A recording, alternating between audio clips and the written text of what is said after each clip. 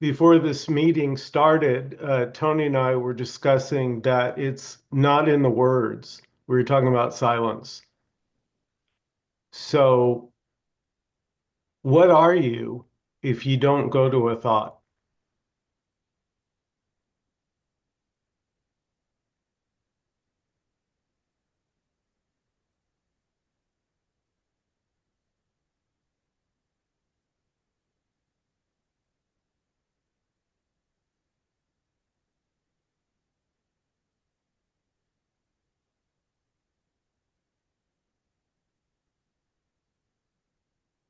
Do you The need to real you, go ahead, the Tony? the real you.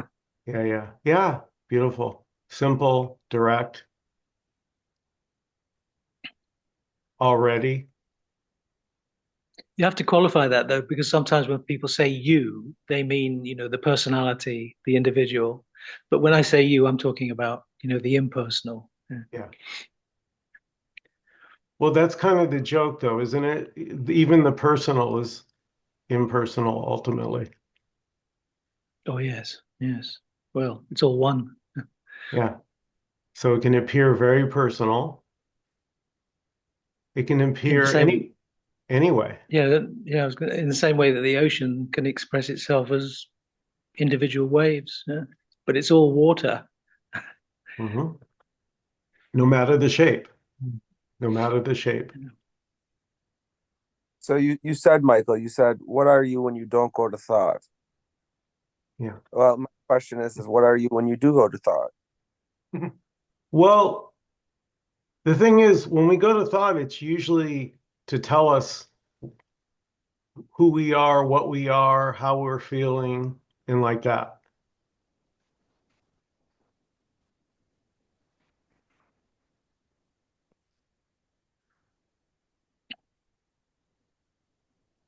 Thoughts are not good or bad.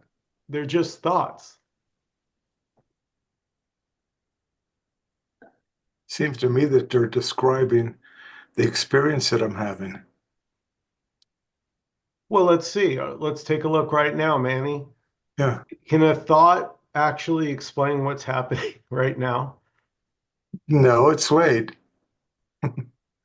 And it can tell me what happened a little bit ago and the concern I had because I couldn't get my speaker to work. I couldn't hear anything. I got a new monitor and I've been working with it and it worked and then it doesn't. Yeah. And but what you're saying is that it's almost like the awareness is here all the time and thoughts come up and thoughts are describers. They're commenting on what just occurred. Or maybe not. What do you think? If the question is what happens if you don't go to thought, but that's kind of I'm not sure how pragmatically that's easy to do to say I won't go to thought, but in any event, what is it that's going to thought? Because that may imply that there is a feeling of a me that's going to make a decision to go to thought or not to go to thought. Hmm.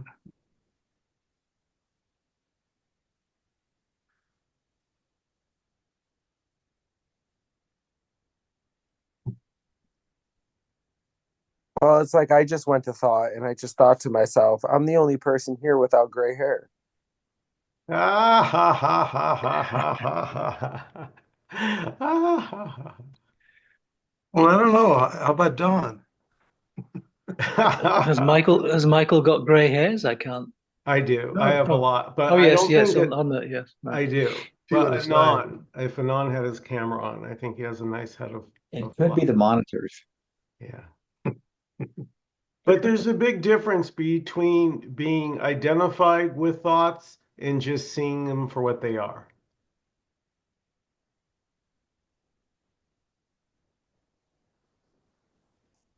It's almost It like depends being on present. whether you like the thoughts or not, doesn't it? Because when you said the thoughts aren't bad, you can have thoughts that you like and you enjoy and you want to indulge in even more. And then there are the kinds of thoughts that are unwanted. You wish they had never arisen in the first place. So you make a judgment also, don't you, about those thoughts? Well, the only thing that can like or dislike thoughts are just more thoughts. Yeah, exactly. Yeah. So that's what's actually judging thoughts are other thoughts. Mhm.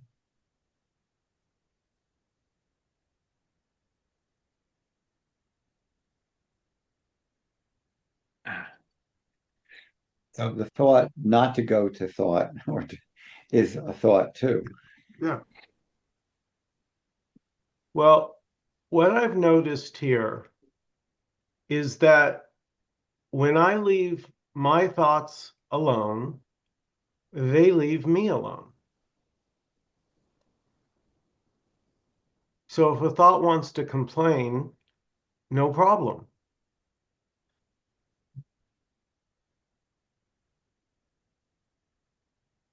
Of course, you haven't mentioned that you don't have any control over these thoughts whatsoever. No. That they're just happening. But if you're okay with them, what would you need control for?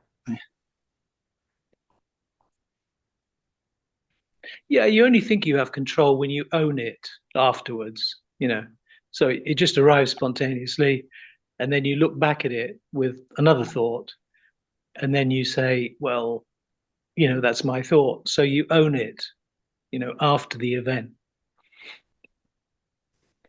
Because I mean, these questions about free will always come up, don't they? But I always say, well, you don't have free will, but you act as though you do, and that's good enough. Yeah, beautiful. Tony, Exactly. Tony, I have a question for you. So, who is it that's separate from the thought that's owning the thought? Well. There's no one who's separate from anything, but it may appear to be the case if you take yourself to be that limited thought. If you say this is me, because people say, look, my mind, I've made up my mind, they say, or I've changed my mind. So it's as if there's an I who owns a mind that is different from the I. People say that like in normal conversation, don't they? They say, I've changed my mind, as if there's something else that's capable of changing a mind, which is the same as the I anyway. So that's See, just one of the mysteries.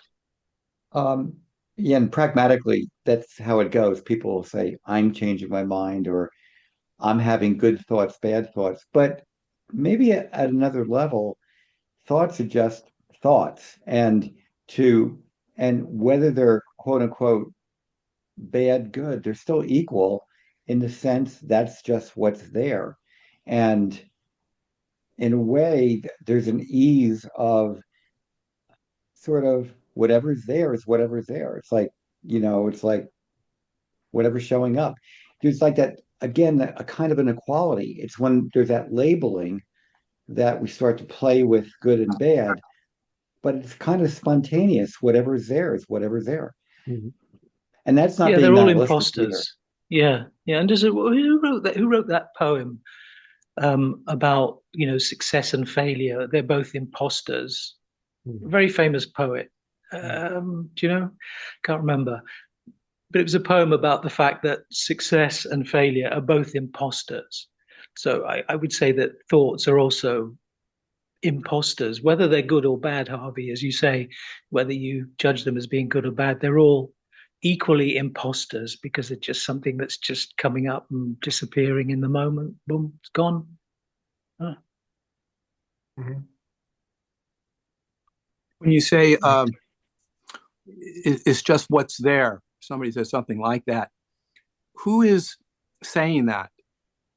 Because you say, well, it's just what it is. It's just there, but it sort of implies that somebody is saying that. So that can't be. So if you say it's just there, it's just this. Somebody is saying that, so it can't be that. Well, there seems to be something that appears to be like an individual who's expressing those things. That just seems to be, what's happening.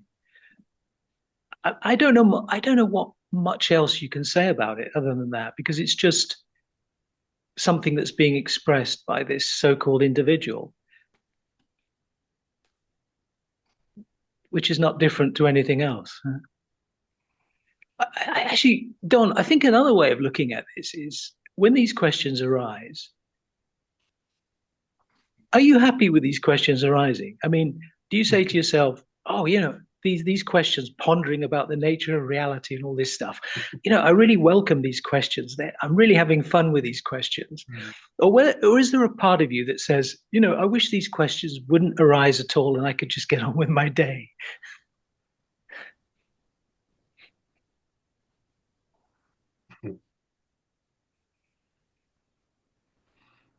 Well, either or could appear to happen. I think it depends on the individual, so to say. Um, Mm.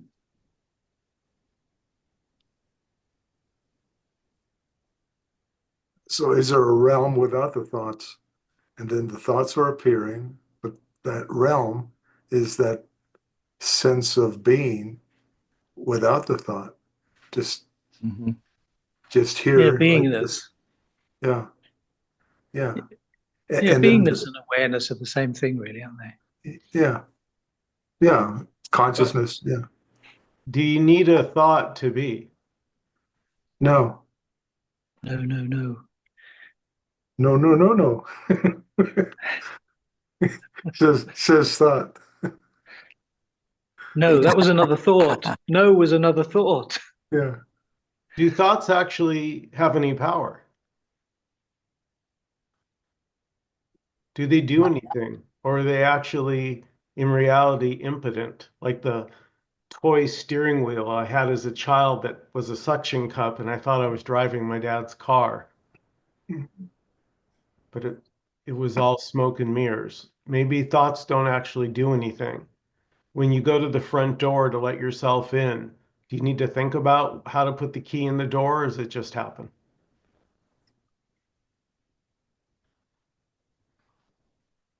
This happens. The thing is, though, Michael, it's paradoxical because if you say, who's it that's speaking? And you say, well, it's not the individual because there's no actual individual entity. So what is it that's speaking? You could say, oh, it's consciousness that's speaking. But then again, you can say, well, consciousness is passive, it's not doing anything. So it's both speaking and doing nothing. So Mhm. you can't get away from that paradox, really. Well, exactly, Tony. Like here, it said duality and non-duality are not two. Hmm.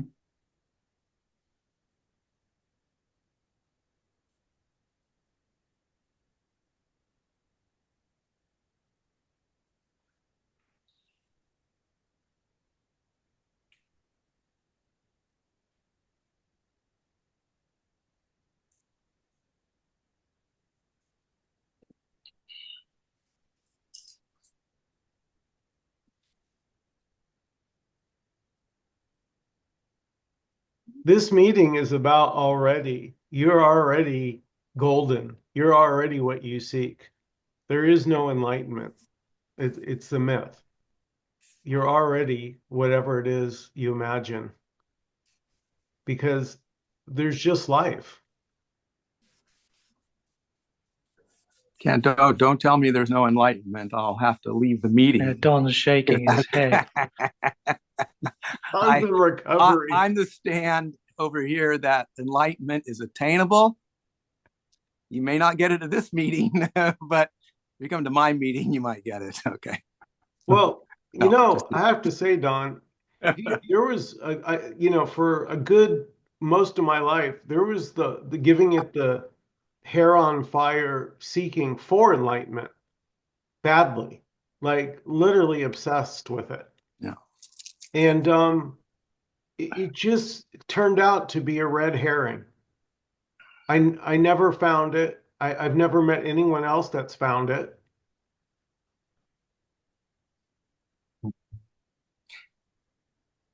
So I have a question. I know you've been asked this before. So you didn't find enlightenment, but I would say, or I'm just saying over here, you have something now, whatever, freedom, whatever. Um, all those years of suffering and intense looking and all that stuff. Because I'm looking at it for me, could that be the stuff that is needed? Absolutely, totally needed to get to whatever this place you are at now. You are now. Um, is it required that for each of us as individually, so Okay, people do it in their own way? that's a great question. So listen carefully. Yeah. What is required is exactly what you imagine is required. Whatever you think, that's it. So is that in your imagination that you needed to do that for you personally? If you don't mind answering. Come again? So all the practice that you did, all those years of frustration and pain, in your imagination, was that needed for you to have your quote freedom now? Well, there's no way to answer that because it just broke me down. So nothing happened. I just couldn't seek anymore because I was like, how many times can you hit your head against a wall? You know? Eventually, I was fatigued and I tried all my tricks. Pulled the ace in the sleeve, the cards hidden in the couch. I had no more tries. I was done. And in the giving up, lo and behold, when you're exhausted and broke, and I can't do it, God. Right. I can't. I tried. Right. You So know, my Ramesh Balsekar gave a very good answer. You know Ramesh Balsekar? Oh yeah, Yeah, sure. He's one of Nisargadatta's right. followers. He's Wayne No, Wayne Lickerman's teacher. oh yeah, Yeah. oh yes, that's right. Yeah. Anyway, someone asked him, "What does it mean in practical terms? What is enlightenment?" It's on a video that's on YouTube. Actually, he said, What does it mean in practical terms? What is this enlightenment or self-realization?" And he gave a really good answer. He said, "It's to be." Oh! No, he said it's to be completely comfortable with yourself and to be completely comfortable with the other.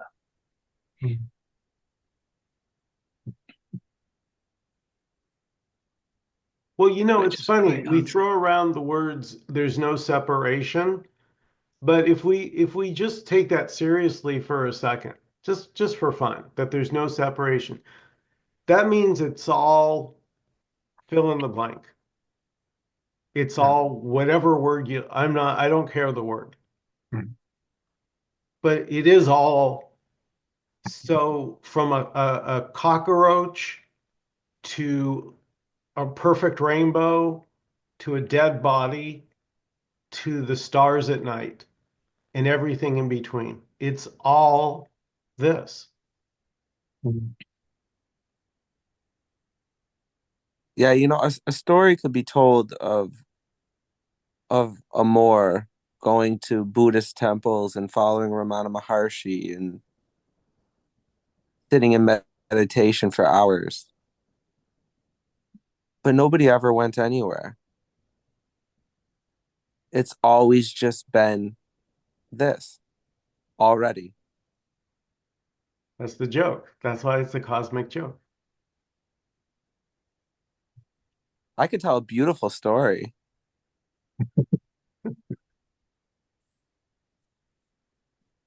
Well, so that's all we have is our stories. So then stories can be playful and fun and funny and serious and dramatic. It kind of opens up your palette. But when you're taking it seriously and you think like every stroke matters and everything I do, you're tight. It's not fun. At least that's how it was here. And suddenly there was just this big um, I would call it the big giving up. I think Yuji Krishnamurti called it the calamity, but it's just it's not a gaining. It's not because that's what a book is in a way promising. You're going to gain knowledge. This is a dropping away of the seeking.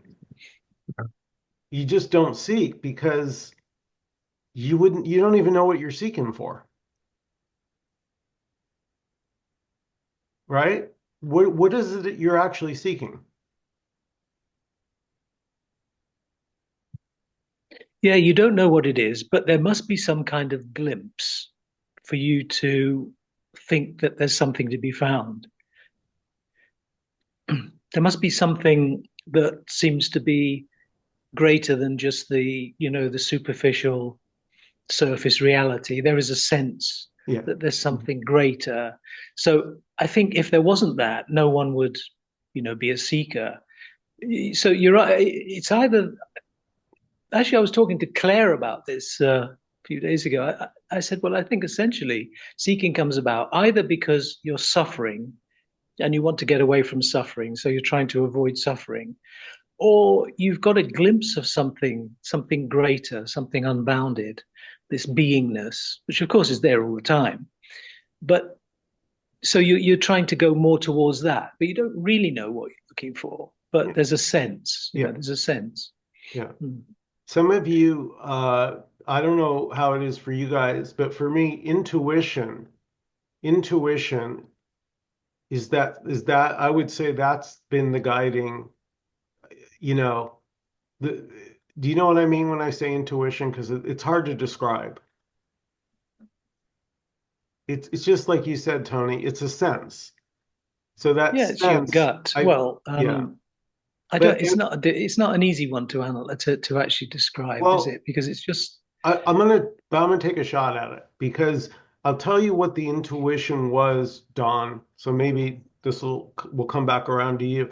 There was a sense of the peace was here not as a knowing. So that in a way was the pull, was like it felt peaceful because there wasn't a lot of turbulence. You know how when you're in the ocean and it's really turbulent, it's kind of hard to get your bearings. But what about when the ocean's still, when it's calm?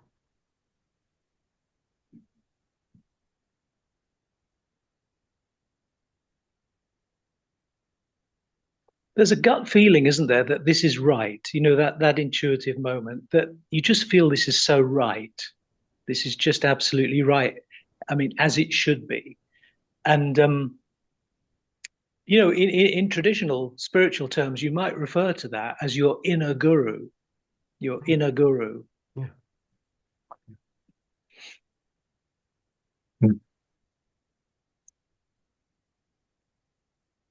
Well, a good question you could ask is why why on earth would you go outside yourself and ask someone else what you are?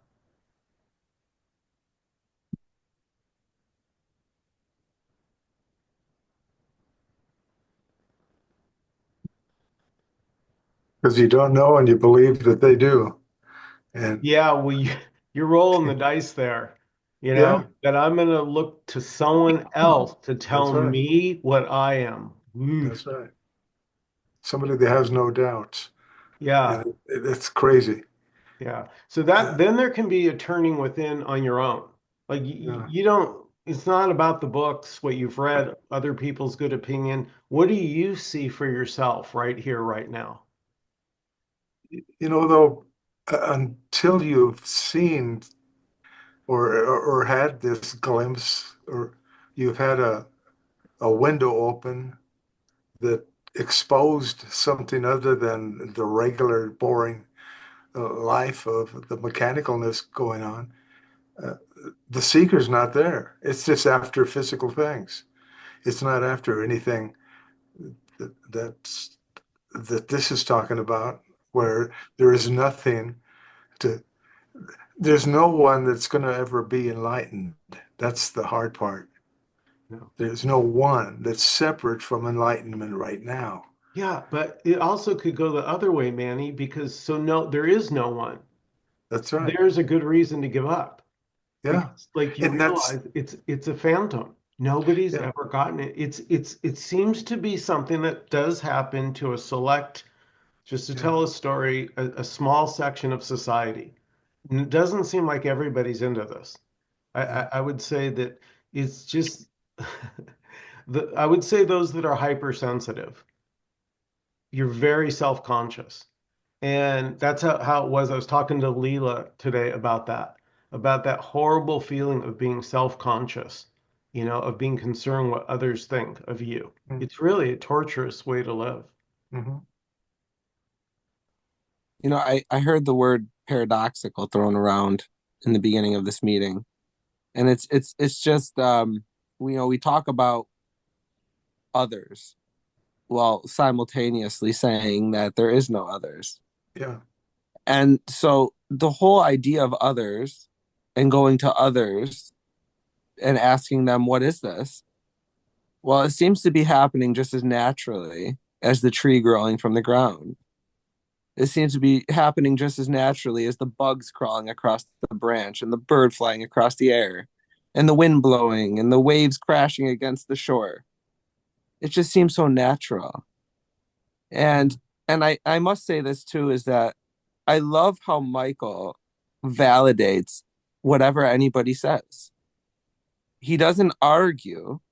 He validates whatever anybody says. I noticed that about you, Michael, is that everybody's validated here.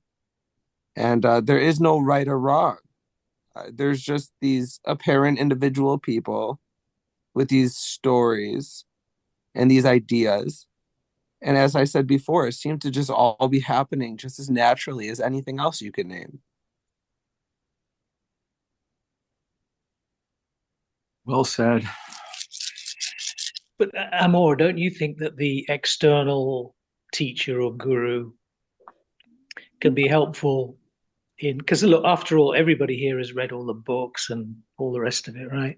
So don't think, the external teacher is using so-called pointers, So don't you think that that can be of help for the external teacher to, point or mirror what it is you're looking for? I mean, does that have a place? Well, yes and no, right? So if it has a place for you, beautiful. If it doesn't, then beautiful. Does it make a difference? Maybe it seems to make a difference. Well, that's awesome. Mm-hmm. I think it has a place until it doesn't. And you have to let that go. If you don't, you're stuck again. There's, Well, if one's Yeah, and looking for, and I would say that a genuine guru wants to let you go also. yeah, yeah, but others don't. Yeah.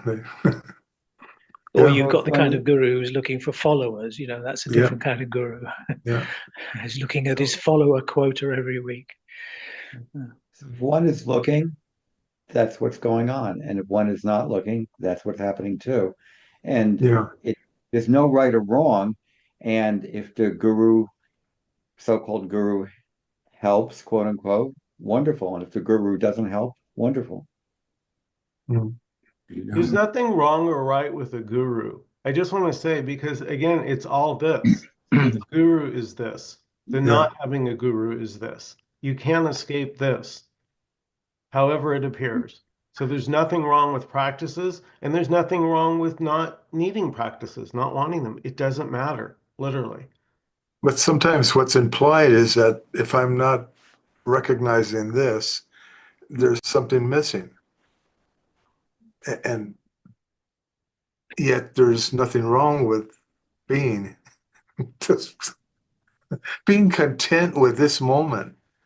Well, Yeah, listen, but Manny, nobody would ever be able to tell you what it is that they think you're missing No. because they can't get inside your head, right? So it's always going to be based on a concept, or a description.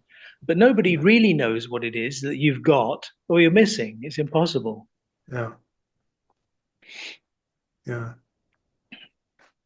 Well, well, it's like I'm sorry, Michael. I didn't mean to no, interrupt. no, you go, good sir. I've I've had a good friend before. He's a Christian pastor, and he tells this story of when he got baptized and he saw the light. And every night when I would go and see this man, he would be in prayer from 6 p.m. until 10 p.m. Just sit in prayer and he'd pray for everybody and he would read the Bible and meditate. You know, he felt that he found something in the church. It's the same person that sits at Ramana's feet. I used to wear Ramana's necklace, his face around my neck for years. I mean, these are all just beautiful stories to be told. Mhm. And there's nothing wrong with them. They're beautiful. They're amazing. Some of these stories. I mean, this pastor can tell you such a beautiful story of his finding Jesus Christ and Yeah, his night in prayer. yeah. Yeah, it's very common to go through. I know I did when it was kind of, oh, that's just a story. It was kind of like, putting it down. That's just a story. And lo and behold, it turns out that's all you got. That is all we have is our stories. That's it. So suddenly stories become wonderful, powerful. How good are you at telling them? I noticed the successful people are really good storytellers. They have the ability to captivate others. So it's been such a joy here, like breaking out of what I thought I knew. What if you let go of all your beliefs just for a Mhm. second, put them down. Don't know anything just for 2 seconds.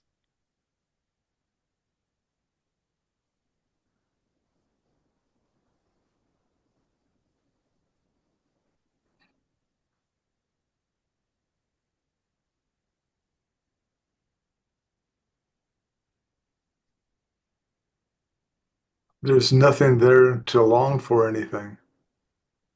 And it's that's yeah. And it all starts to appear as if it's happening so naturally, doesn't it, Manny? It well, the full stop, it's almost like hear this. Yeah. And then you could feel the weight of thoughts. You could actually feel the weight of thoughts coming in and just kind of just just it's not even they're just interesting. Mhm. It's just Yeah. somebody says they're innocent and but they're interesting. It's what I've called myself all for my lifetime. That conceptual idea of the stories that thought built, Yeah. and then Well, you might not believe you can sit without entertaining thoughts until you yeah, come to like a meeting like this, where we're all doing it. We're all sitting together, just chatting, basking in the silence, and you can see it's effortless. Um, another word Leela and I were talking about today, her and I were both extremely earnest, sincere, really wanting it in the deepest part of your heart. And so there's an earnestness to this, and part of it is not thinking it's going to look like what you imagine it's going to look like, because it doesn't. The freedom, it does not look, whatever picture you have of enlightenment, I promise you, it will not be that. Because it's just what's happening in the moment.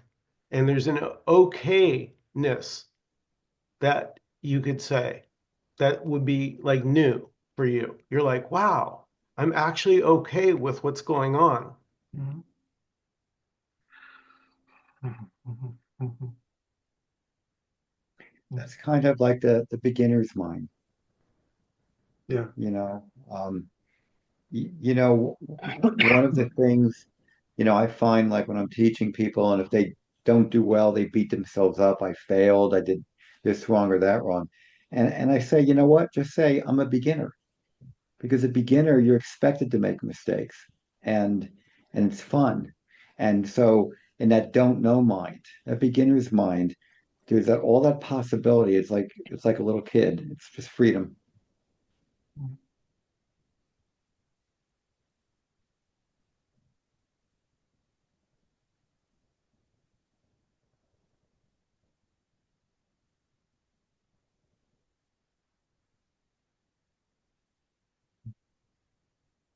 It's almost as if your mind starts to become retrained. And what I mean by that is before there was an interest in going to thoughts, playing with them, trying to fix them. If they didn't behave, if I didn't agree, it was getting involved. And now there's like this hands-off thing where it sounds funny, but it's like my thoughts are not my business.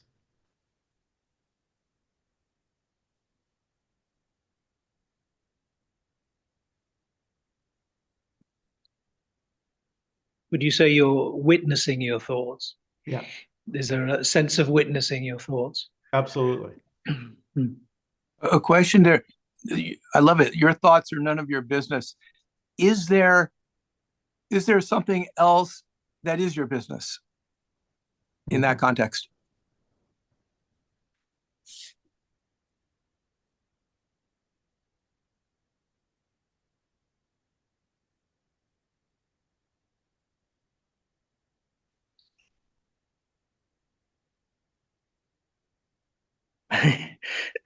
Don, you always come up with the other side of the question. Quite, It's quite funny. That's why we love him. yeah, yeah. He was dead. Yeah. Yeah, Well, but what if well, Don, let my thoughts sit with that for a while, and it'll get. Yeah.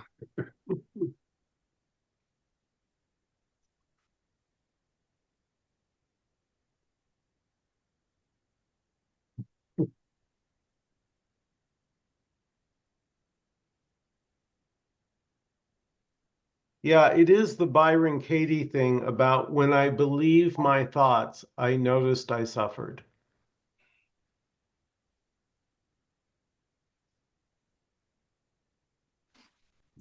When you fight with reality, you but lose 100% of the time. Yeah, and reality is what is. That's reality, simply what is. that assumes that you have a choice to not believe in your thoughts?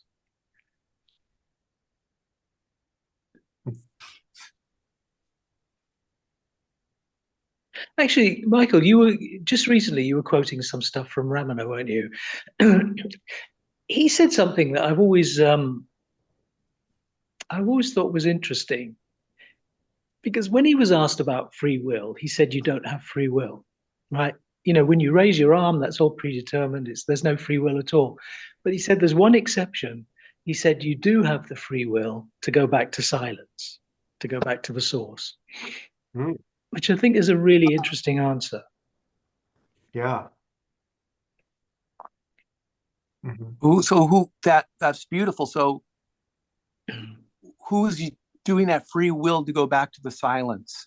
I knew you were going to ask that, Don. Well, I mean, yeah, I mean, because I love what you said. I love what you said, and I'm hoping what you said is true. Well, you got But to give Ramana credit. somehow Well, I you got to give think, Ramana credit for that, right? So somehow I think it won't stand up to this group. But go well, ahead. no, but the answer he gave seems to be like a bit of a cop out in a way, doesn't it? Because it's saying, oh yeah, but you see, you're making an exception by saying if you go back to silence, then you can do something to change, your situation. Mhm. Whereas everything else that happens, you've got no control over whatsoever. It's just happening. So, it's just a really intriguing answer. Um, Because on one level, you do have free will, but on another level, you don't. Uh, What or if there's both. what if this natural state is here right now? Well, it is, And yeah. this natural state is here right now. And, so I'm caught up in thoughts and and then the pain gets so bad in being there that it kind of dissipates. It kind of says, "Hey, help!" Right? We ask for help, and the help it starts dissolving. It kind of opens up and it kind of dissipates, and back to the natural state you are. You just kind of, Yeah, it's almost like a resting. if you find yourself going deeper into that thought, does it the energy then just dissipate?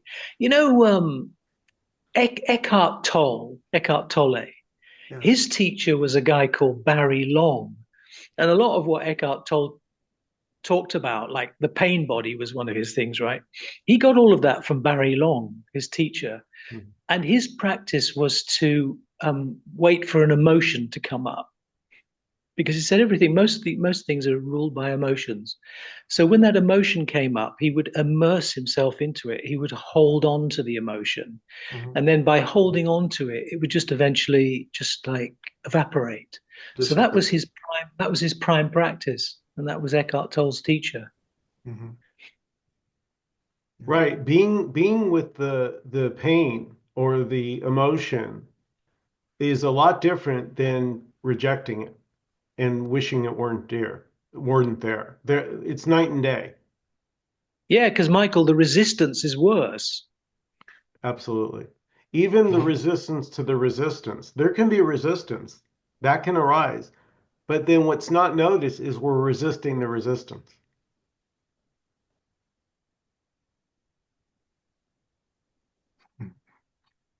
And that's the disturbance. That, that's a disturbance that I call me when I'm in the thrill and when I'm in depression. And sometimes I'm so stuck there that I get allies to Oh yeah. solidify that. So Manny, which is the real you? The Manny that's happy or the one that's depressed? And neither of them, neither. The one that's aware of them. And that's right, Harvey. That's about as much as you could say.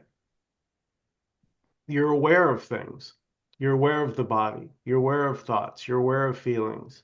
Feelings, emotions. Yeah. Yeah.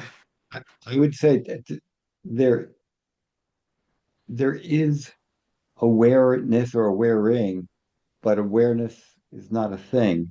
Yes. It's not Yeah. separate. It's just It's it's sort not of a it's an thing. aware knowingness. It's whatever word, Yeah. um, um, but the awareness, I used to wrestle with this. Is the awareness separate from the experiencing, or in fact, is the experiencing the awareness in that form? If you know what I mean. The awareness Yeah. and I'll say what is being experienced is really one and the same thing. If the Hmm. forms are the awareness taking the form Yeah. rather than the awareness being separate. Yeah. Just the Yeah. stuff I wonder about. Yeah. The observer is the observed. Yeah. They're not two. That's awareness being aware of Manny, itself. Don is, sorry. I was just saying the awareness being aware of itself is that one thing that's always here, but it divides. It says I'm the subject, there's the Well, object. so it's interesting, Manny. It's actually the mind that divides. Yeah, but thought, yeah, Yeah. Nothing wrong with that, but it's an yeah. illusion. It's not, there's nothing actually separate. Part of our waking dream. Yeah, Yeah, you couldn't have it, right? You couldn't have it without the yeah, illusion of separation. yeah, I was just going to say, Manny, that yeah. Don is doing exactly the same thing that you were doing. You were talking about Going like this, I mean? holding on to an emotion, focusing on it until it evaporated. Yeah. Don's doing exactly the same thing, but he's using a mantra instead. I don't know what Don's doing. It's hard to I know what Don's doing. Good for you. I don't think Don knows what he's doing. Is that not correct, Don? Yeah, that's correct.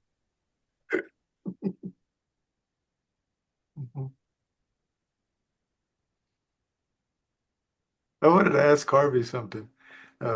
This ties into, can you explain Sat Chit Ananda in the realm of what we're talking about? Words can trap us, but Yeah. Existence, consciousness, bliss. yeah.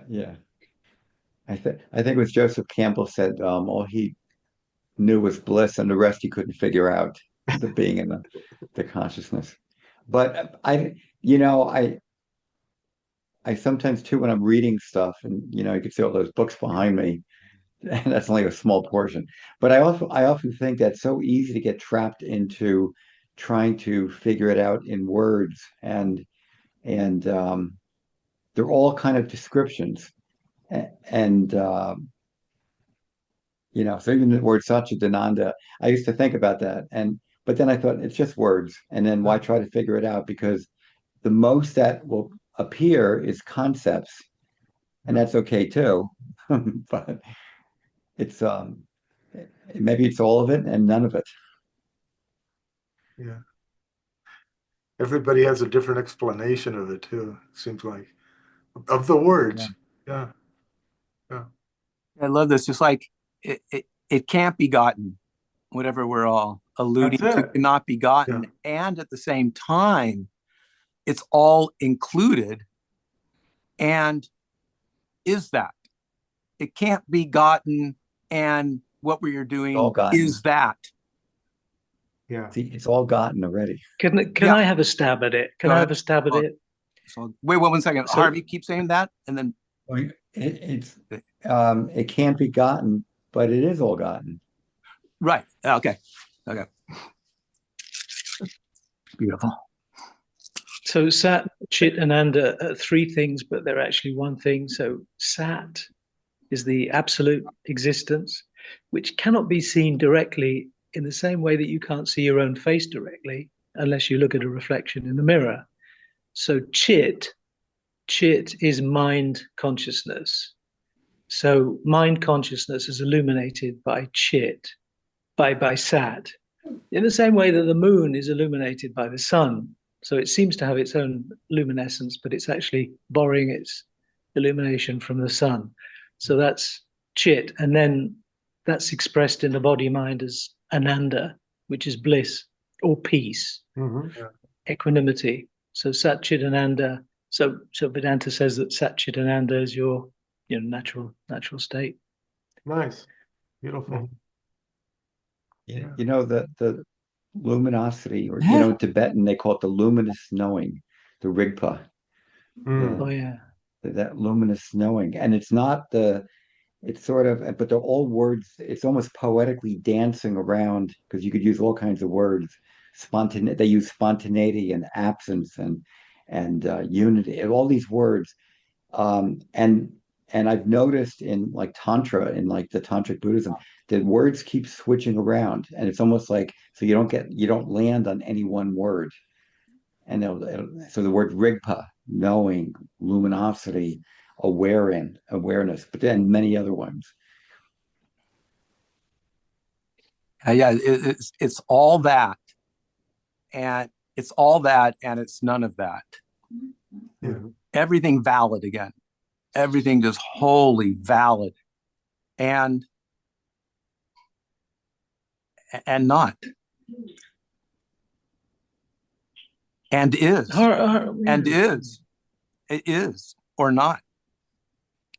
And then I get stuck in sometimes it's all is, and sometimes all not, and that's the war in my head.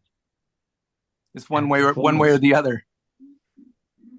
Yeah. Okay. So between all is and between all not.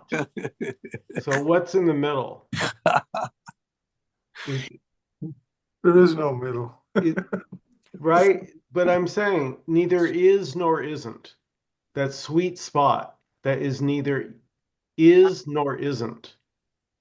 but includes them, right? It's Includes, neither this nor that, but includes both. yeah, includes everything. Okay. So there's no in between.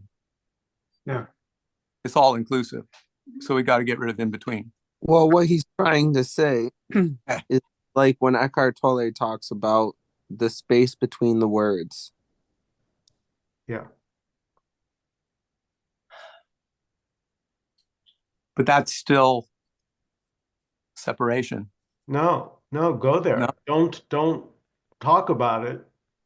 Pause at the space between the words right now and see if there's anything there between the words. Yeah, Yeah, I agree. I agree, I Michael, like the because practice, Amor is automatically stopping it. You're right, Michael, because what Amor is doing, he's automatically putting a block on it by trying to conceptualize it. And you're saying, no, go there, which is the better the better advice, I'd say. Yeah, you mean Dawn, not Amor. Dawn, yeah, yeah. Yeah. So instead of putting a block on it by saying, yes, but what, like a question will arise, yes, but. Mm-hmm. So forget the question, as Michael said, just go there. Yeah, Yes. just go there. That's, Otherwise, you're always going to be blocking yourself with concept. I get that. Where am I to go when this whole basis is that there's nowhere to go. I think Amor said it brilliantly before. There's no place to go. So well, I'm nowhere and everywhere, and on. I'm right here, right now. So going between these two thoughts, or listening between the thoughts, which I do believe in, what that to me is a going. So it's like the way I look at it right now, for me at the moment, it's another trap. Well, just go listen between the thoughts, and I've practiced that, and I love it. And it's like, wait a minute. Well, where are you having me go? Something wrong here? no, but Dawn, Yeah. you're doing it conceptually. I'm talking about here and now, actually right now, because it's the only time you can, quote, do it is now. Right. Yeah, Don, I understand what you're saying. You're saying it's just another idea. Another what? I'm sorry. It's just another idea. Okay. It's just another idea. And, whether or not you're thinking or you're not thinking, or, it all seems to be happening so naturally. I tend not to even create a difference between the two. It doesn't really seem to matter. And what Michael's pointing at is the stillness between each word. It's the stillness. It's but still, I do understand what you're saying. Is you're saying that that's just another idea, another concept, when it's all just this already. And this seems to have a lot of paradoxes, and people will say something and seem to say something else in the next sentence. I understand what you're saying, but in order to talk about it, in order to discuss it, there's going to be these paradoxes, these ideas that arise. But actually, though, Tony's bringing up a good point that these ideas can continue till the body takes its last breath. These yeah buts. Well, exactly. Yeah. So here, I just did it. I didn't care about what my thoughts were saying. I didn't want to analyze. I wanted to know directly for myself, is the peace in the stillness or is it not? End of story. I don't have to listen to anyone else. If I know the answer to that, it doesn't matter what anyone says. Yeah, exactly.